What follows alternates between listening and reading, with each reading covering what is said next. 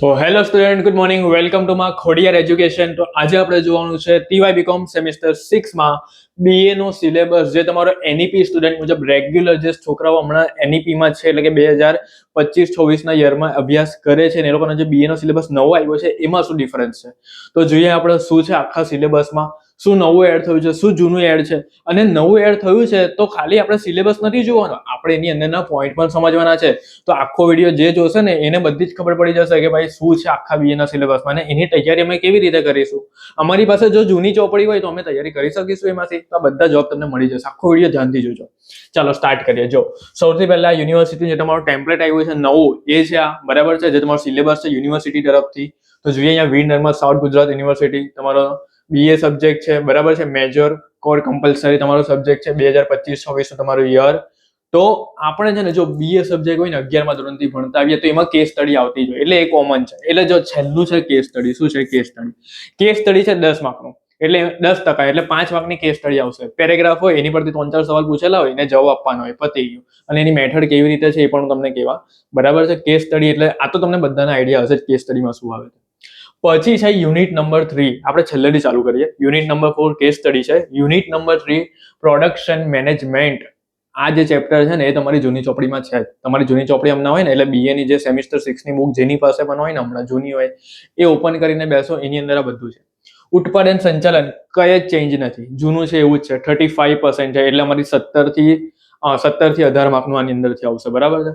ઉત્પાદન સંચાલન જો જે જૂનું છે એ તો આવવાનું જ છે, પણ જે નવું છે ને યુનિટ નંબર 1, બરાબર છે, એમાં શું આવશે ને હું તમને કહેવા. આખો વિડીયો ધ્યાનથી જોજો. પ્રોડક્શન મેનેજમેન્ટ ઉત્પાદન સંચાલન છે, બરાબર છે, તમારી બીએ ની બુકમાં છે જ આ. યુનિટ નંબર 2 મટીરિયલ મેનેજમેન્ટ, એનું વેટેજ છે 30%, એટલે કે 15 માર્કનું આ ચેપ્ટરમાંથી આવવાનું છે. કેટલા માર્કનું આવવાનું છે? 15 માર્કનું આ ચેપ્ટરમાંથી આવશે. ચાલો, અને માલ સામગ્રી સંચાલન કહેવાય, એ પણ તમારી જૂની બુકમાં છે, એટલે બીએ ની જૂની બુક હોય ને તો એમાં છે જે વસ્તુ. ચાલો, તો યુનિટ 2, 3, 4 બધું કમ્પ્લીટ થઈ ગયું. હવે મારે જે મેઇન તમારા વિડીયોમાં સમજાવવાનું છે તે, બરાબર છે. જો એવું નહીં કે ભાઈ ખાલી સિલેબસ અહીંયા મૂકો, આ લખી કાઢ્યું કે ભાઈ આ ચેપ્ટર ને આ કહેવાય, આ ચેપ્ટર ને આ કહેવાય, તમે પણ સ્ક્રીનશોટ પાડી દીધો એટલે પતી ગયું. મોસ્ટ ઓફલી છે ને 99% છે ને છોકરાઓ શું કરતા હોય છે કે વિડીયો જોઈ, આખો નહીં જોઈ, ખાલી વિડીયો જોઈ, વિડીયોમાં આ વસ્તુ છે એનો સ્ક્રીનશોટ પાડી દે, પતી ગયું એ લોકોનું કામ. પણ મારો જે વિડીયો હોય ને, મારો દરેક વિડીયો તમારે જોવાનો. મેં છે ને દરેક વિડીયોની અંદર તમને કંઈ અલગ નોલેજ આપવાનું છું, બરાબર છે. તો ચાલો જોઈએ આપણું પહેલું જે આખું યુનિટ નંબર 1 છે એમાં શું નવું આવવાનું છે જોઈએ. તમારું જે આ જે આખું જે પોષણ છે ને, આ જે આખો પોષણ એ આખો નવો છે એમ માની લો, બરાબર છે. કયા પાર્ટ નવા છે તમારા, બરાબર? તો જો પહેલા યુનિટ 1 માં જે છે ને એનું વેટેજ છે 25%, બરાબર છે, એટલે કે આની અંદરથી તમને આવશે લગભગ 14 થી 15 માર્કનું આવશે, બરાબર છે. તો જોઈએ આની અંદર શું છે તે. સૌથી પહેલા યુનિટ નંબર 1 નું નામ છે આપણું ઇન્ડિયન ટુરિઝમ મેનેજમેન્ટ સિસ્ટમ, એટલે કે જે ભારતમાં પ્રવાસન પરિચય. જો હું એકદમ સરળ ગુજરાતી દેશી ભાષામાં તમને સમજાવવા, જો સૌથી પહેલો એની અંદર છે ને 4 ભાગ પડે છે. પહેલો ભાગ છે introduction to tourism in India, એટલે કે ભારતમાં જે છે ને, ભારતમાં પ્રવાસીઓ આવે છે, બરાબર છે, વિદેશના લોકો ભારતમાં આવે છે અથવા ભારતના લોકો વિદેશમાં જાય છે, એનું આખું છે ને આની અંદર ઇન્ટ્રોડક્શન આવશે. હજુ તમે આખો વિડીયો જોજો, હું આની અંદર બધું ડિટેલ્સમાં સમજાવવાનો છું. આજે બધા ઇંગ્લિશમાં પોઈન્ટ લખેલા છે ને એને હું ગુજરાતીમાં ટ્રાન્સલેટ કરીને એક એક મતલબ સમજાવવાનો છું. આખો વિડીયો ધ્યાનથી જો ખાલી. પછી સેકન્ડ નંબર પર છે ઇન્ડિયન ટુરિઝમ ઇન્ડસ્ટ્રી, એટલે કે ભારતીય પ્રવાસન ઉદ્યોગ, બરાબર છે, એમાં ઉદ્યોગને રિલેટેડ આવશે. પછી જે થર્ડ ટોપિક છે તમારો ટુરિઝમ પ્લાનિંગ એન્ડ ડેવલપમેન્ટ, એટલે કે પ્રવાસન આયોજન અને તેનું વિકાસ. પછી ચોથા નંબરનો યુનિટ છે, એટલે કે ચેપ્ટર છે તમારો tourism policy and legislation in India, એટલે કે ભારતીય પ્રવાસનની નીતિઓ અને તેના કાયદા, બરાબર છે. તો આ છે આપણા ચેપ્ટર્સના નામ. હવે મેં તમને છે ને એક પોઈન્ટ બહુ મસ્ત સમજાવવાનો છું. જો આખા ચેપ્ટરમાં તમને એવું લાગે ને કે સર આ તો નવું ચેપ્ટર છે, અમારી જૂની ચોપડીમાં છે જ નહીં, તો અમે કેવી રીતે તૈયારી કરીએ, આની અંદર શું આવશે, જરાક બેઝિક તો કહી દઉં. સિલેબસનો વિડીયો તો બધા જ મૂકવાના છે. સિલેબસ તો બધી ચોપડીમાં આવવાનો જ છે, પણ થોડુંક કહેવું તો ખરી, તમારી ચેનલમાં આનાથી અલગ શું છે એમ. બધા કહે ને, મનમાં વિચાર થાય કે ભાઈ વિડીયો કેમ બધા જોઈ, કઈ અલગ કોઈનું ભણાવવાનું કોઈનું અલગ હોય તો બધા વિડીયો જોઈએ ને, બરાબર. તો હું તમને સમજાવું, ચાલો જો કે ભાઈ આની અંદર શું આવવાનું છે, બરાબર. થોડું ડિટેલ્સમાં જરાક સમજીએ. વિડીયો બનાવવો હોય તો 4 મિનિટમાં પતી જાય, બરાબર. આપણે જરાક વધારે સમજીએ. ચાલો જો મેં આનું આખું છે ને રેડી કરેલું છે, જે રીતે મેં તમને એમ્બ્લોમાં નહીં સમજાવેલું હતું આખું અલગ, એવી રીતે બીએમાં પણ મેં બનાવેલું છે. ચાલો જોઈએ આપણે એક જ મિનિટ. આપણે જો મેં અહીંયા રેડી કરેલું ચારેય તમારી પીડીએફ જે યુનિટ નંબર 1 છે ને આખું ટ્રાન્સલેટ કરીને રેડી કરેલું છે તમારા માટે. યુનિટ નંબર 1 આપણે જોયું એ પ્રમાણે ઇન્ડિયન ટુરિઝમ મેનેજમેન્ટ સિસ્ટમ, એની આપણે આખી સમજૂતી લઈએ ગુજરાતીમાં. જો એમાં તમારું પહેલું ચેપ્ટર છે introduction to tourism in India, એટલે કે ભારતીય પ્રવાસનમાં પરિચય. તો ભારતીય પ્રવાસન પરિચયમાં આવશે શું? પ્રવાસન એટલે પ્રવાસી, આપણે એક જગ્યાથી બીજી જગ્યા પર જઈએ છીએ એને પ્રવાસ કહીએ ને આપણે. ચલો તો એમાં શું આવશે જોઈએ. ભારતમાં પ્રવાસન શું છે અને કેમ મહત્વપૂર્ણ છે તેની ચર્ચા આપણે આ પહેલા યુનિટમાં એટલે કે ઇન્ટ્રોડક્શન ટુ ટુરિઝમ ઇન ઇન્ડિયામાં કરવાની છે. એમાં કયા કયા પોઈન્ટ આવે છે?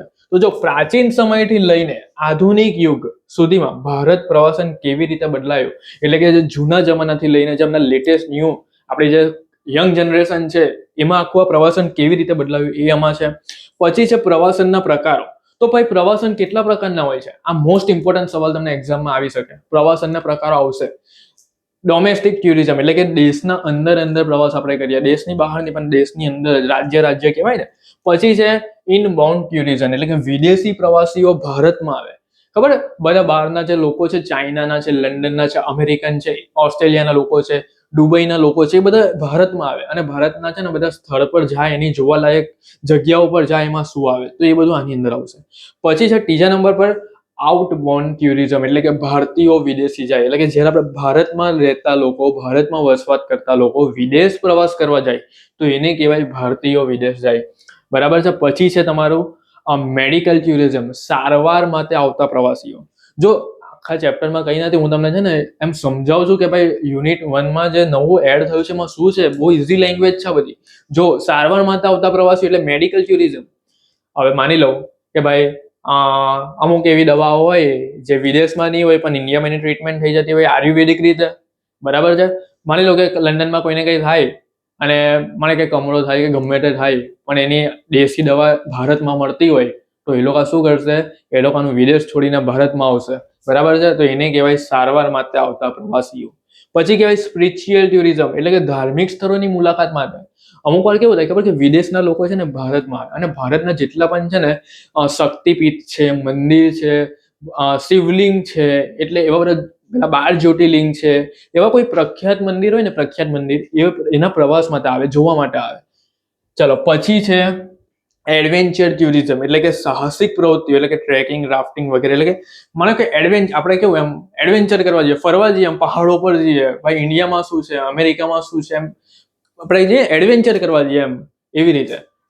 પછી ઇકો ટુરિઝમ એટલે કે પ્રકૃતિ સાથે જોડાયેલી મુસાફરી. અમુક લોકોને નહીં હોય કે ચાલ ભાઈ આ જગ્યા પર છે ને એમ પ્રકૃતિએ જોયા કે અહીંયા શું આનંદ છે. દાખલા તરીકે હું તમને કહું માનસરોવર, કૈલાસ પર્વત, પછી સાપુતારા છે. બરાબર છે. એવી રીતે જોવાલાયક સ્થળ છે બધા, બીચ છે બધા કે જેનાથી આપણે જોઈએ કે આપણે એમ એવું લાગે કે આપણે વાદળથી કેટલા નજીક છે, આપણે આકાશથી કેટલા નજીક છે. તો એને કહેવાય ઇકો ટુરિઝમ. પ્રકૃતિ સાથે જોડાયેલા લોકો જે પ્રવાસ કરે એને કહેવાય ઇકો ટુરિઝમ. પછી આગળ જઈએ પ્રવાસના પ્રભાવ. આપણે જે પ્રવાસનના પ્રભાવ છે એ આપણે આર્થિક અને સામાજિક અને પર્યાવરણ પર શું અસર કરે છે એ આપણે આ પોઈન્ટમાં જોવાનું છે. જો કેટલો મસ્ત મેં તમને પહેલો પોઈન્ટ સમજાવ્યો હોય ને ઇન્ટ્રોડક્શન, હવે મેં તમને સમજાવું છું second point Indian tourism industry એટલે કે ભારતીય પ્રવાસન ઉદ્યોગ. આની અંદર શું આવશે? ચાલો તો આની અંદર તમને ભણવાનું રહેશે ભારત પ્રવાસન ઉદ્યોગની રૂપરેખા અને ભાગો. એમાં છે આવાસ છે, પરિવહન છે, આકર્ષણ છે, એટ્રેક્શન છે. એટલે કે ભારતમાં શું છે, ભારતમાં તો મધ્યસ્થ સેવાઓ એટલે કે એજન્સી છે, ટૂર સેવા, એવા ઓપરેટરો છે, સપોર્ટ સર્વિસ છે. એટલે આ બધા છે ને ભારતમાં જે આપણા શું છે, જો આપણો ટોપિક જોઈએ રૂપરેખાને પ્રવાસન જે કરાવે છે એની રૂપરેખાને ભાગો છે આ. પછી છે મધ્યસ્થ સેવા ઓપરેટર્સ, સપોર્ટ સર્વિસીસ. ચલો પછી આગળ જોઈએ ભારતના મુખ્ય ટુરિઝમ સર્કિટ્સ એટલે કે Ramayana circuits, Krishna circuits, Chardham circuits, Buddhist circuits. બરાબર છે. Desert circuits. પછી backwaters of Kerala, north east circuits. તો આ બધા મેં તમને નહીં કીધું પેલું 12 જ્યોતિર્લિંગ, 52 શક્તિપીઠ એવું બધું હોય ને એના જેવું આ બધા પોઈન્ટ જોવાલાયક. પછી આગળ જઈએ પ્રવાસન ઉદ્યોગના પડકારો અને તકો છે, એટલે આ પોઈન્ટ તમને સમજાવવાનો આવશે, સવાલ આવે છે એવો.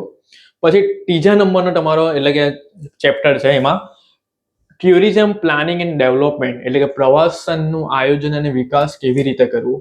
તો જો એના વિશેનો પોઈન્ટ તમને ભણવાનો આવશે કે કેવી રીતે એનું આયોજન કરવાનું છે, નવા ટુરિઝમ પ્રોડક્ટ બનાવવાની પ્રક્રિયા છે. પછી ઉત્સવો, મેળાઓ અને ઇવેન્ટ્સ દ્વારા પ્રવાસનનો વિકાસ કરી શકાય છે આપણે.